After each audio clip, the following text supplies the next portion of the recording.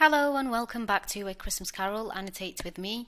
We are now towards the end of stave 3 and this is actually a really important section of the novel, so you might want to pause it here so you can go and grab your copy of the text, your highlighters, your pens, and also the printed copy of the revision booklet that we've been annotating on throughout this series so far.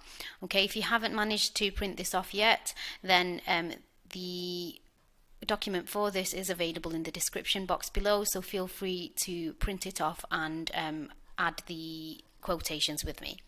So I will make a start on this. Like I said, it's a really important section of the novel. It's something that could literally be put in any essay question, so you can write about it in almost any essay question that you talk about, because it relates to a lot of themes such as poverty, greed, selfishness, even family as well. It falls into this because we meet the two really important characters in this.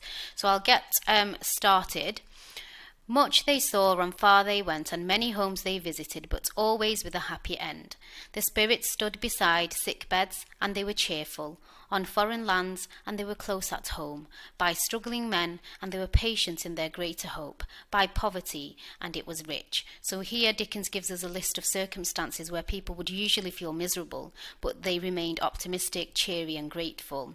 So this is supposed to be a lesson for Scrooge to ponder on why he insists on being so miserable all the time when he hasn't really got anything to be miserable about in comparison to some of these people that have been listed here. In almshouse, hospital, and jail, in misery's every refuge, where vain man in his little brief authority had not made fast the door, and barred the spirits out, he left his blessing and taught Scrooge his precepts. It was a long night.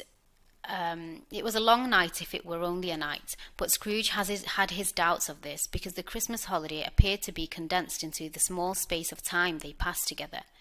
It was strange, too, that while Scrooge remained unaltered in his outward form, the ghost grew older, clearly older. Scrooge had observed this change, but never spoke of it until they left a children's 12th night party, when, looking at the spirits as they stood together in an open place, he noticed that its hair was grey. So he's noticed that the ghost is getting older and older really quickly. And I mean, you could argue that the ghost is symbolic of Scrooge himself, how life is fleeting, life goes by really fast, and you grow old without knowing. You could say that the ghost symbolizes Scrooge in some way here. Are spirits' lives so short? Asked Scrooge. My life upon this globe is very brief, replied the ghost. It ends tonight.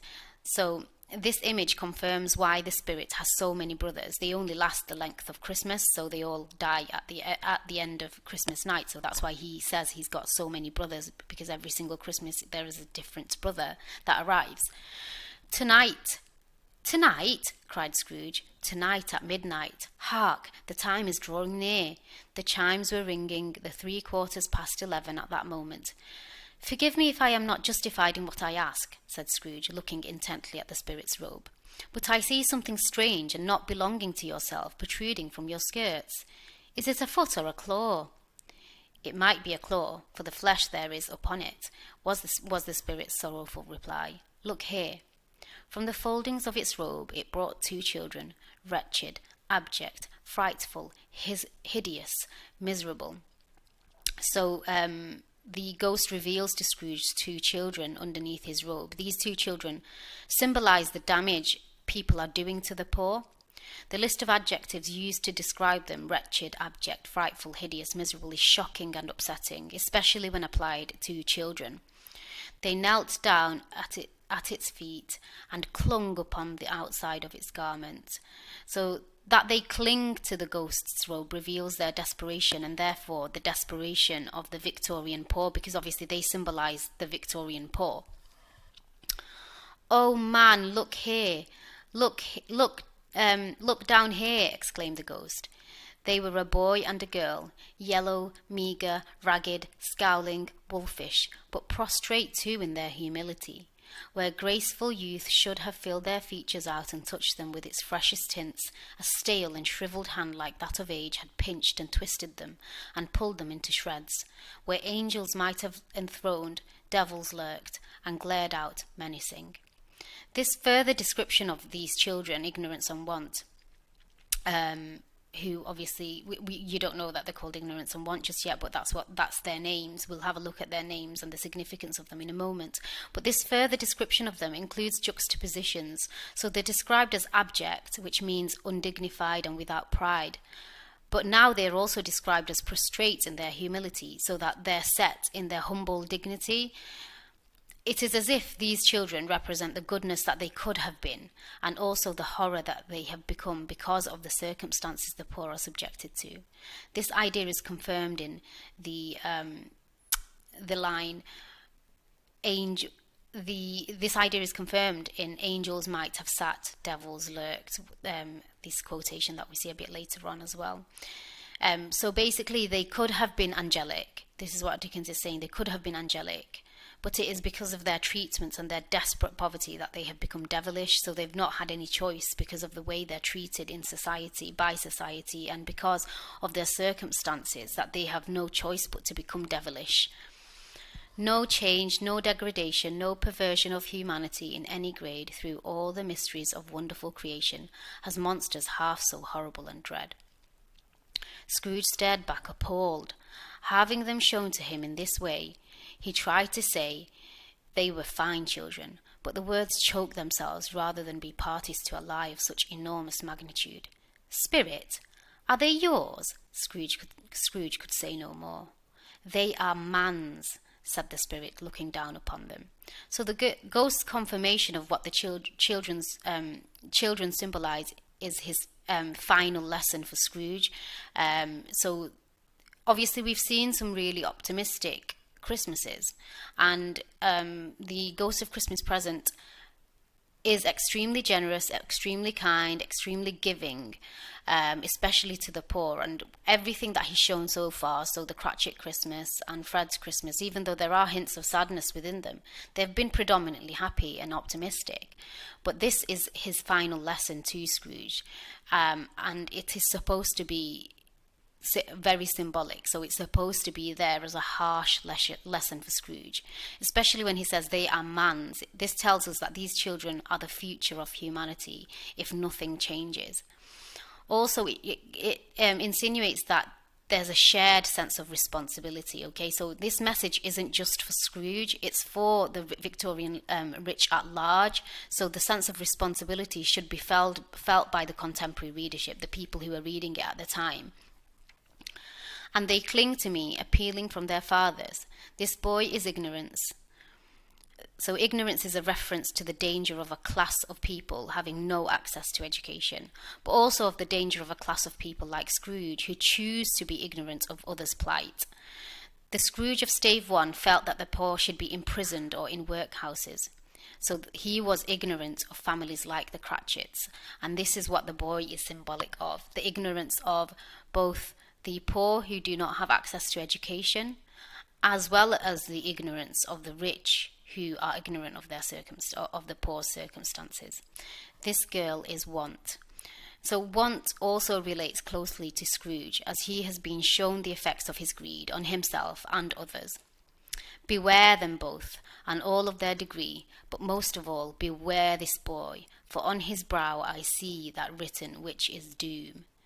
So the ghost warns Scrooge of doom if he denies the impact ignorance and want have on society, before repeating Scrooge's words back to him one more time. So we'll see when he repeats Scrooge's words. It's also important to notice that Dickens actually says, beware this boy more than anything. So beware ignorance. He's saying beware ignorance. Beware of ignorance. So don't be ignorant, because that is what leads to these circumstances. That is what leads to this doom. So he warns him. He warns Scrooge of being ignorant towards the poor.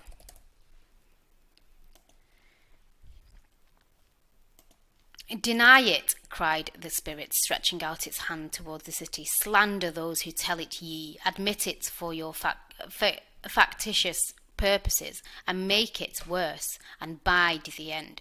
So here the ghost starts speaking a bit differently, okay? It's almost biblical the way he's speaking. It's almost like he's offering him a sermon or giving him a lecture. So he's saying, do not listen to all of the other rich people, okay? Don't listen to what they have to say. Make sure you change this. Have they no refuge or resource? Cried Scrooge. Are there no prisons? Said the spirit, turning on him for the last time with his own words. Are there no workhouses?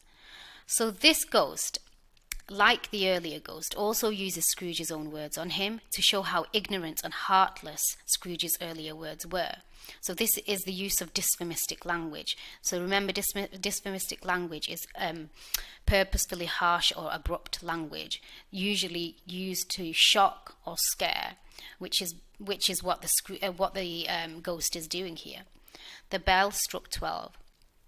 Scrooge looked about him for the ghost and saw it not, so the ghost has disappeared now. As the last stroke ceased to vibrate, he remembered the prediction of old Jacob Marley, and lifting up his eyes, beheld a solemn phantom, draped and hooded, coming like a mist along the ground towards him. So Dickens interrupts the pattern of his structure here with the next ghost at the end of this stave, and Scrooge not at home, so Scrooge isn't waking up to this ghost. This ghost comes through immediately afterwards.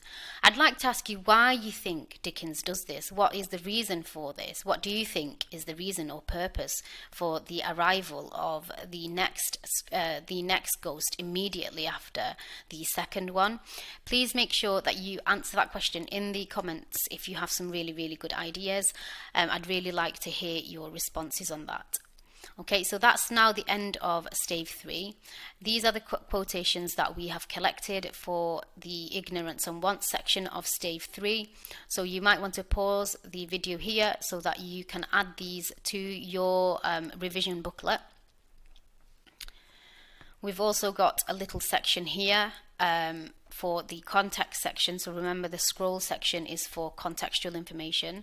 This presentation of ignorance and want again shows the consequences of the selfishness of the rich. It shows that if people like Scrooge do not help the poor and take more social responsibility, their meagerness will lead to criminality, and the cycle of social, financial and moral poverty will never end. Okay, so you might want to pause this here so that you can write this section down as well. Thank you so much for joining me. In the next video, we will begin on stave 4. If you are finding these videos useful, then we'd really appreciate it if you could subscribe to our channel, leave us comments whenever you have answers to some of the questions that we ask, and also like the video if you found it helpful. Thank you, and I'll see you the next time. Bye.